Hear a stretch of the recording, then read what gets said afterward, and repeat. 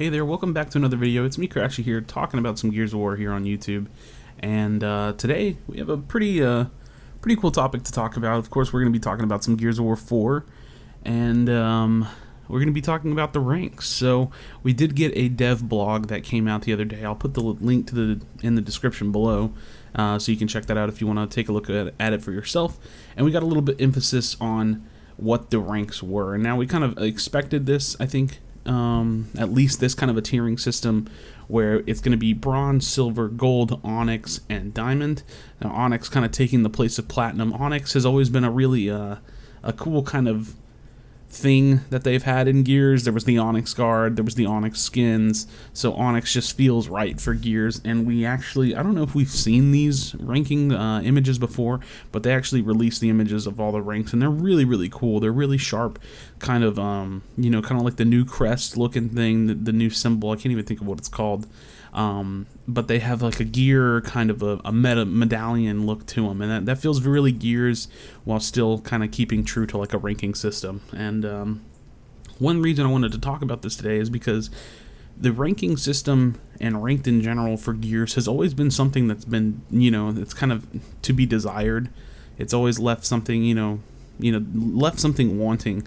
And so if you looked at the different ranking systems that have gone throughout Gears, I honestly think that the best we ever had was probably early Gears of War 2, when you just had like the wing system and you could kind of like rank up, and there was no, there was really no info out about it. You just kind of played, and if you won, maybe your emblem would change, and that's pretty much all you got. So Gears of War 1 ranked was just, the evolution of games at the time was really low, and you didn't really get anything for playing ranked. It was just a bit more structured, I suppose.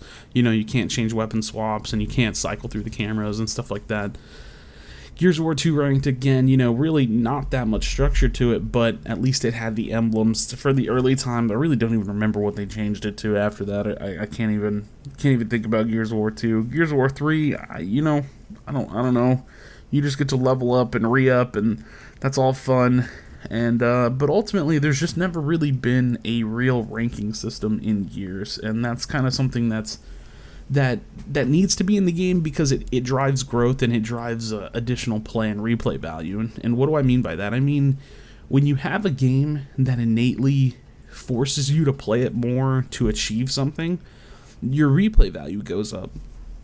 You play Gears of War, you play online, and honestly, like now with Ultimate Edition, there's just really not much reason for me to play it. I'm not competing, and I don't plan to. So for me, while I still enjoy the game, the replay value is very low, because there's no other reason other than just enjoying myself on the game to keep playing it. So ranking systems are really good for that. Now, what are we here to talk about today? Today, we're going to be talking about the possibility of a master tier. And this is to take the ranking system a step further than what we've been given, to allow the top players, to allow some of the non-top players to either be discovered, to find their place, and really, utilize this ranking system for future opportunities. And this could be done a few different ways. So, for example, let's talk about the ranking system and what I think it can achieve for Gears of War, and then we'll talk about how I think the master tier or something like that could really help the game. So, let's say you do your placement matches. It's probably going to be like 10 games. I don't really remember from the beta, but you play your 10 games, you get placed in gold or onyx. Well, now you need to grind games, and you need to climb up, and that's going to kind of show your rough skill about where you are. Solo queue type ranking systems, or non team versus team ranking systems, are never super accurate, but they're as accurate as they can be, because the better you play, in theory, you should win more games. So a player gets up to onyx, player gets up to diamond, and well, yeah, you're a diamond player, but what does that really mean for Gears? We haven't had any confirmation of having a leaderboard, which I think is going to be really important, so hopefully we get to see that. But on top of that, if how many people are going to be diamond? How many people get to say, oh yeah, well, I'm diamond? Well, it's like, so am I, like, what does it really mean? So master tier is the idea of a limited space, kind of like Darwinism rank, and it would be above diamond, and to be master, you would actually have to be the top in your region to a certain number. Now that number could be 250, it could be 500, hopefully not more than 500 because then it kind of feels less important. But let's take 500 because I think that's a pretty good test number. And let's say the top 500 players in the ranking system after they've climbed up past Diamond are now in this Master Tier. Well, Master Tier is really cool because it allows for opportunities to stem from that. You know, if someone's putting in the time to play and get Master Tier, well, you have to expect two things. Like, one, they either just play a ton, which hopefully isn't the only factor, or two, they're probably pretty decent at the game. So this is going to allow for players to create really strong replay value, kind of build on their achievement as an individual player, and also potentially form teams or pick up players based on the fact that, you know, their individual rank is so high. You know, I'm Crashy, you know, whatever, I'm playing online ranked, and I make it to Master Tier. Well, hell, you know, I can't be terrible if I'm one of the top 500 players in North America, you know what I mean? On top of having a Master Tier, again, I said this earlier, I do think it's still really, really important to potentially have some kind of in-game or on the website leaderboard. And the reason this is important is because having a rank alone shows very little, especially because we really don't know how many people are going to be able to be Diamond. Is it really just kind of like a grinding system where you basically, the more games you play, the more points you earn, the more, you know, the higher you get up in the system? Or is it actually truly a ranking system? So that's a little finicky.